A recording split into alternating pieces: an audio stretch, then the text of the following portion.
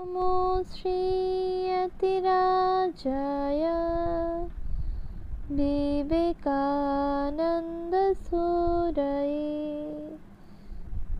सच्चित्सुखस्वरूपाय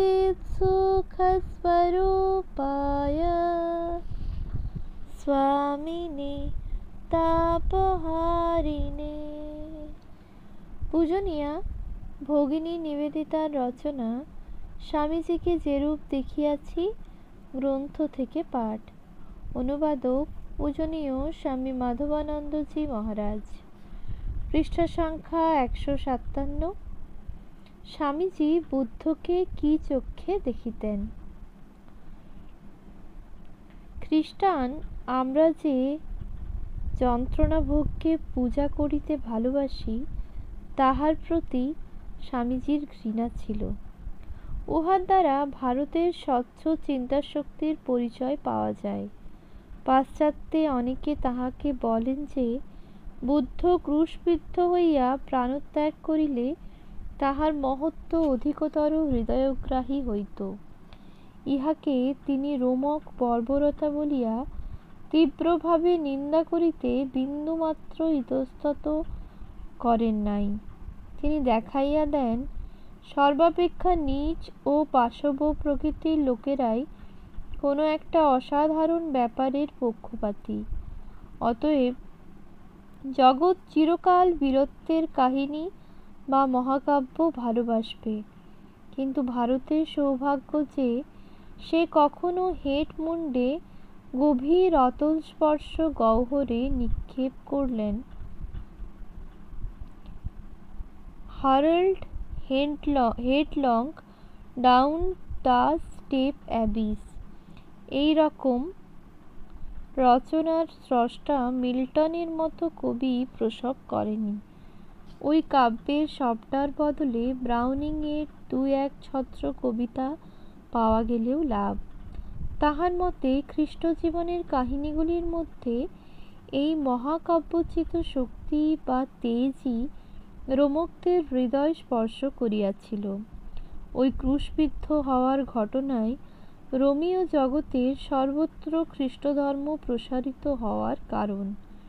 তিনি পুনরায় বলিলেন, এ কথা অস্বীকার করা যায় না যে পাশ্চাত্যবাসী তোমরা বড় বড় কাজ দেখতে চাও। জীবনের প্রত্যেক সাধারণ ক্ষুদ্র ঘটনার মধ্যে যে কবিত্ব নিহিত থাকে তা তোমরা এখনো অনুভব করতে পারো না। মৃত পুত্র ক্রোড়ে তরুণী মাতার বুদ্ধের নিকট আসা এই কাহিনীর মতো আর কোন কাহিনীর মাধুর্য বেশি? অথবা ছাগ শিশুদের জীবন রক্ষার গল্পটি? তোমরা জানো যে মহাভিনিষ্ক্রমণ ব্যাপারটি ভারতে কিছু নূতন নয়। গৌতম ছিলেন এক সামান্য রাজার পুত্র। তার পূর্বে অনেকে ঐরূপ ঐশ্বর্য ত্যাগ করে চলে গেছে, কিন্তু নির্বাণের পর আহা, দেখো কি কবিত্ব! এক বিরামহীন বর্ষণের রাত্রি তিনি এক গোপের কুটিরে এসে ছাঁচের নিচে দেওয়াল ঘেঁষে দাঁড়ালেন। ছাঁচ থেকে বৃষ্টির জল ঝরছে, প্রবল বৃষ্টি পড়ছে এবং বাতাসের বেগ বাড়ছে। কুটিরের ভেতর গোপ জানলার মধ্য দিয়ে চকিতের ন্যায় একখানি মুখ দেখতে পেল। মনে মনে সে বললে, বেশ বেশ গেরুয়াধারী, থাকো ওখানে, তোমার পক্ষে ওই যথেষ্ট। তারপর সে গান আরম্ভ করে দিল। আমার গরু বাছুর নিরাপদে ঘরে উঠেছে, আগুনও খুব জ্বলছে। আমার স্ত্রী নিরাপদ, ছেলেমেয়েরাও সুখে নিদ্রা যাচ্ছে। সুতরাং মেঘেরা, আজ রাত্রে তোমরা স্বচ্ছন্দে বর্ষণ করতে পারো। বুদ্ধ বাইরে থেকে উত্তর দিলেন, আমার মন সংযত, ইন্দ্রিয় প্রত্যাহৃত, আমার হৃদয় দৃঢ়। অতএব মেঘেরা, আজ রাত্রে তোমরা স্বচ্ছন্দে বর্ষণ করতে পারো। তারপর গোপ আবার গাইল, ক্ষেতে ফসল কাটা শেষ, খড়গুলিও খামারে ভালো করে রাখা আছে, নদী পরিপূর্ণ, আলগুলি বেশ দৃঢ়। সুতরাং মেঘেরা, ইচ্ছা হলে তোমরা আজ রাত্রে বর্ষণ করতে পারো। এইভাবে কিছুক্ষণ অতিবাহিত হবার পর অবশেষে বিস্মিত ও অনুতপ্ত হয়ে গোপ তার শিষ্যত্ব গ্রহণ করল। স্বামীজি এখানে সূত্র নিপাতের অন্তর্গত ধনিয়া সূত্রের রাইস ডেভিডস কৃত পদ্যের অনুবাদের ভাবার্থ তাহার স্মৃতি হইতে আবৃত্তি করিতেছিলেন। রাইস ডেভিডসের আমেরিকার বক্তৃতাগুলি দ্রষ্টব্য। অথবা নাপিত উপালির আখ্যান অপেক্ষা সুন্দরতর আর কিছু হতে পারে কি? উপালি পৃচ্ছা নামক গল্পটি প্রধান বৌদ্ধ গ্রন্থে যে আকারে প্রকাশিত হয় অধুনা তাহা লুপ্ত, কিন্তু ঐরূপ একটি রচনার অস্তিত্ব বিনয় পিটক প্রভৃতি অন্যান্য বৌদ্ধ গ্রন্থে উহার উল্লেখ দ্বারা জ্ঞাত হওয়া যায়। ভগবান আমার বাড়ির পাশ দিয়ে যাচ্ছিলেন। আমি একজন সামান্য নাপিত, আমারও বাড়ির পাশ দিয়ে যাচ্ছিলেন। আমি দৌড়ে গেলাম, কিন্তু তিনি নিজেই ফিরলেন এবং আমার জন্য অপেক্ষা করতে লাগলেন। আমি এক নগণ্য নাপিত, আমার জন্য অপেক্ষা করলেন? আমি বললাম, প্রভু, আপনার সঙ্গে আমি কথা বলতে পারি কি? তিনি বললেন, হাঁ। আমি নাপিত, আমাকেও হাঁ বললেন। আমি বললাম, নির্বাণ কি আমাদের মতো লোকদের জন্য? তিনি বললেন, নিশ্চয়ই। আমি নাপিত, আমার জন্য? তারপর আমি বললাম, প্রভু, আমি কি আপনার অনুসরণ করতে পারি? উত্তরে তিনি বললেন, নিশ্চয়ই পারো।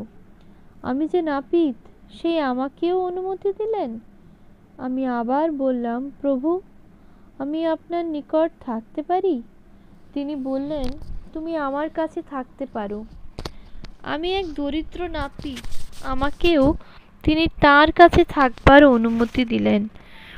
একদিন স্বামীজি বৌদ্ধ ধর্মের ইতিহাস সংক্ষেপে এইরূপ বলেন যে, বৌদ্ধ ধর্মের 3টি যুগের মধ্যে 500 বৎসর বুদ্ধোক্ত বিধিসমূহের যুগ, 500 বৎসর প্রতিমা পূজার এবং 500 বৎসর তন্ত্রের যুগ।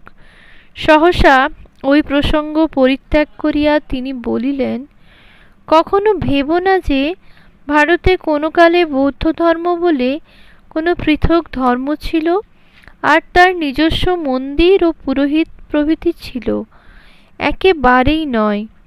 বৌদ্ধ ধর্ম চিরকাল ছিল হিন্দু ধর্মের অন্তর্ভুক্ত।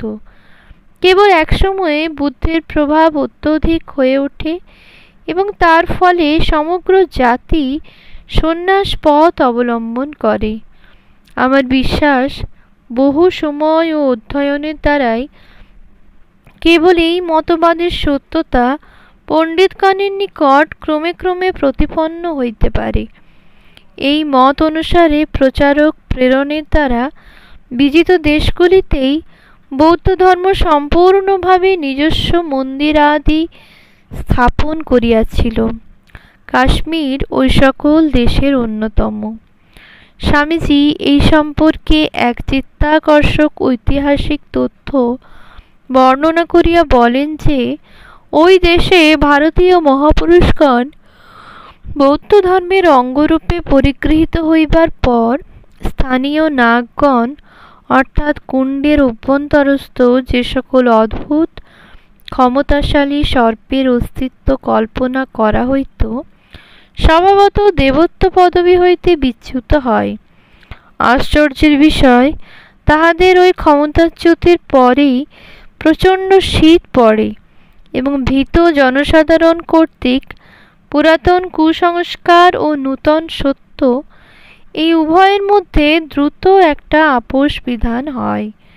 ফলে নূতন ধর্মের মহাপুরুষ অথবা গৌণ দেবতারূপে নাগগণের পুনঃ প্রতিষ্ঠা ঘটে। মানব স্বভাবের এই প্রকার কার্যের দৃষ্টান্ত অন্যত্রও বিরল নহে।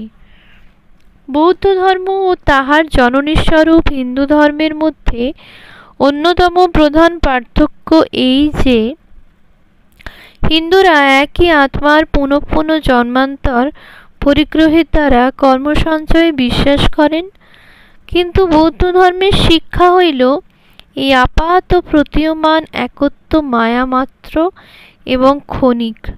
বৌদ্ধ মতে প্রকৃতপক্ষে আমরা এই জীবনে যে কর্ম সঞ্চিত রাখিয়া যাই, অপর এক আত্মায় উহা বর্তায় এবং আমাদের ওই অভিজ্ঞতা সহ সেই নূতন কর্ম বীজ বপনে অগ্রসর হয়। এই প্রতিদ্বন্দ্বী মতদ্বয়ের অন্তর্নিহিত গুণাবলী সম্পর্কে স্বামীজি প্রায়ই চিন্তা করিতে বসিতেন। তাহার মতো যাহাদের নিকট অতীন্দ্রিয় অনুভূতির দ্বার উদ্ঘাটিত হইয়াছে, তাহাদের এবং উহার ছায়ায় যাহারা বাস করিয়াছেন, কতক পরিমাণে তাহাদের নিকটেও আত্মার শরীরে অবস্থিতি এক চির যন্ত্রণাকর বন্ধন। পিঞ্জরাবদ্ধ আত্মা শরীররূপ কারাগারের গারদে বিদ্রোহীর ন্যায় অবিরত আঘাত হানিতেছে, কারণ শরীররূপ কারাগারের বাহিরে সেই শুদ্ধ চৈতন্যময় ভাবঘন সদানন্দ পরম জ্যোতির্ময় ধাম সে দেখিতে পায়। উহাই তাহার আদর্শ ও লক্ষ্য। এই সকল ব্যক্তির নিকট শরীর পরস্পরের সহিত সম্পর্ক স্থাপনে সহায় হওয়ার পরিবর্তে একটা আবরণ, মহা প্রতিবন্ধক। সুখ দুঃখ সেই আদি চৈতন্যই কেবল ব্যষ্টি চৈতন্যের পরকলের মধ্য দিয়া প্রতিভাত। সকলেরই একমাত্র আকাঙ্ক্ষা হওয়া উচিত এই উভয়ের পারে যাইয়া সেই শুদ্ধ অখণ্ড জ্যোতিস্বরূপকে প্রত্যক্ষ করা। প্রচলিত ধারণা সম্পর্কে স্বামীজির অসহিষ্ণু উক্তিগুলির মধ্যে প্রায়ই উপরিউক্ত চিন্তা পরম্পরা প্রকাশ পাইত। যেমন একদিন সহসা তিনি বলিয়া উঠিলেন, কি আশ্চর্য! এক জন্ম শরীর ধারণই মনে হয় লক্ষ লক্ষ বৎসর কারাগারের তুল্য। লোকে আবার পূর্ব জন্মের স্মৃতি জাগিয়ে তুলতে চায়। প্রতিদিনের ভাবনা দুশ্চিন্তায় প্রতিদিনের পক্ষে যথেষ্ট, আর অন্য দিনের ভাবনায় কাজ নেই। তথাপি অভিজ্ঞতার এক দীর্ঘ শৃঙ্খলে আবদ্ধ বিভিন্ন ব্যক্তিগণের পরস্পরের মধ্যে সম্পর্কের প্রশ্নটি তাহার নিকট সকল সময়ে চিত্তাকর্ষক বোধ হইত। পুনর্জন্মবাদকে তিনি কদাপি অবিসংবাদী সত্য বলিয়া জ্ঞান করিতেন না। ব্যক্তিগতভাবে তাহার নিকট উহা এক বিজ্ঞানসম্মত অনুবাদ মাত্র। তবে উহাতে বিশেষভাবে সন্দেহের নিরসন ঘটে। ইন্দ্রিয়জ অনুভূতি হইতে সকল জ্ঞানের উৎপত্তি। আমাদের পাশ্চাত্য দেশে শিক্ষা সম্বন্ধে এই মতের প্রতিকূলে স্বামীজি সর্বদাই জন্মান্তরবাদের প্রসঙ্গ উত্থাপনপূর্বক নিজ পক্ষ সমর্থন করিবার জন্য দেখাইয়া দিতেন যে পাশ্চাত্য কথিত এই জ্ঞান উন্মেষ প্রায়ই নির্দিষ্ট ব্যক্তির সুদূর অতীত জীবনে ঘটিয়া থাকে বলিয়া উহাকে আর লক্ষ্য করা যায় না। তথাপি উভয় পক্ষের সব বক্তব্য শেষ হইবার পরেও বৌদ্ধ ধর্ম অবশেষে দার্শনিক তথ্য হিসাবে যথার্থ প্রতিপন্ন হইতে পারে কি না, এই প্রশ্ন থাকিয়াই যায়। পুনঃ পুনঃ জন্ম পরিগ্রহের মধ্যে একই আত্মার অনুবর্তন ও অপরিবর্তনীয়তা, এই সম্পর্কে আমাদের সমগ্র ধারণা কি ভ্রান্তিমূলক নহে? যেহেতু পরিশেষে একই সৎ বহু অসৎ, এই অনুভূতির নিকট উহার পরাভব ঘটে। দীর্ঘকাল নীরবে চিন্তার পর একদিন স্বামীজি বলিয়া উঠিয়াছিলেন, ঠিক, বৌদ্ধ ধর্ম নিশ্চয় যথার্থ বলছে, পুনর্জন্ম মরীচিকা মাত্র।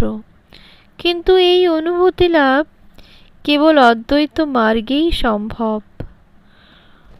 ওম শান্তি শান্তি শান্তি। हरिः ओम तत्सत्। श्रीरामकृष्ण